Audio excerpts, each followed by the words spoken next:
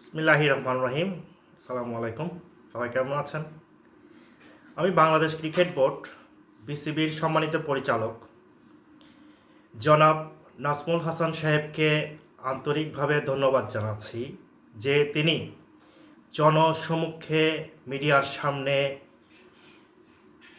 বাঙালি জাতিকে সত্য কথাগুলো তুলে ধরার জন্য। আপনাকে স্যালুট জানাই।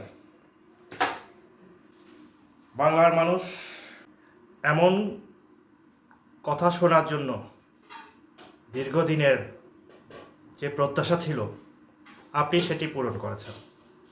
আমি সেই সাথে কোয়াবের সভাপতি মোহাম্মদ মিথুন সাহেব সহ আপনারা যারা সংবাদ সম্মেলন করে বিসিবি পরিচালক নাজমুল সাহেবের পদত্যাগের দাবি করছেন,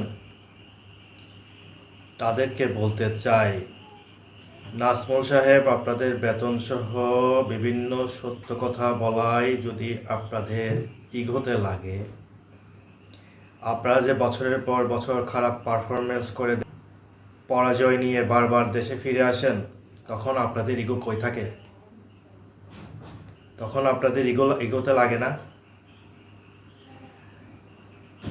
ক্রিকেটার মোহাম্মদ মিথুনের ক্যারিয়ারে যে একটা সেঞ্চুরি করতে পারে নাই, সে কোন যোগ্যতায় নাজমুল সাহেবের পদত্যাগ দাবি করছে আমার বুঝে আসে না।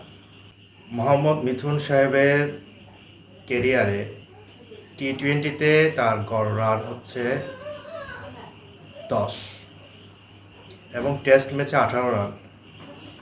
টি-20-তে সে সর্বোচ্চ রান করেছে 127। তার 10 বছরের ক্যারিয়ারে একটা সেঞ্চুরি করতে পারে নাই। সে কোন যোগ্যতায় নাজমুল সাহেবের পদত্যাগ দাবি করছে, এটা আমার বুঝে আসছে না। সে যদি 127 রান করে টি-20 ম্যাচে, আমরা সবাই জানি একজন ক্রিকেটারের সর্বোচ্চ বেতন 10 লক্ষ টাকা এবং সর্বনিম্ন বেতন 2 লক্ষ টাকা। তার 127 রানের জন্য তাকে কত টাকা দেওয়া হয়েছে, কত লক্ষ টাকা দেওয়া হয়েছে প্রতি রানের জন্য? আপনি যেখানে 10 বছরে আপনার ক্যারিয়ারে একটা সেঞ্চুরি করতে পারেন নাই, আপনার মতো ক্রিকেটার যদি বাংলাদেশের জাতীয় দলে না থাকে, সেক্ষেত্রে বাংলাদেশের কিছু আসে যাবে না। আপনারা কি ফেসবুকে ফ্রেন্ডস ফলোয়ারদের কমেন্টসগুলো দেখেন না?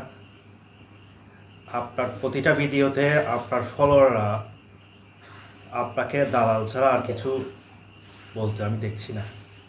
আপনি কোন যোগ্যতায় নাজমুল সাহেবের পদত্যাগ দাবি করছেন? আমি বাংলাদেশ ক্রিকেট বোর্ডের যারা দায়িত্বে আছেন তাদেরকে অনুরোধ করব, বাংলাদেশে ক্রিকেটারদের বেতন পারফরমেন্সের ভিত্তিতে করা হোক। এমন একটা নীতিমালা আপনারা করেন আগামীতে, যাতে পারফরমেন্সের ভিত্তিতে তারা তাদের বেতনটা নিতে পারে।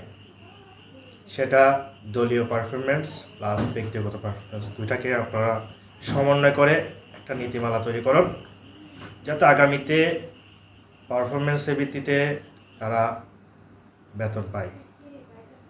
আমার মনে হয় এই ধরনের একটা নীতিমালা হলে আগামীতে কেউ খারাপ খেলে উঁচু গলায় আর কথা বলতে পারবে না। আমি বাংলাদেশ ক্রিকেট বোর্ডের কাছ থেকে এই প্রত্যাশা ব্যক্ত করে আপনাদেরকে ধন্যবাদ জানিয়ে আমি আমার আজকের ভিডিও এখানে শেষ করছি। আসসালামু আলাইকুম।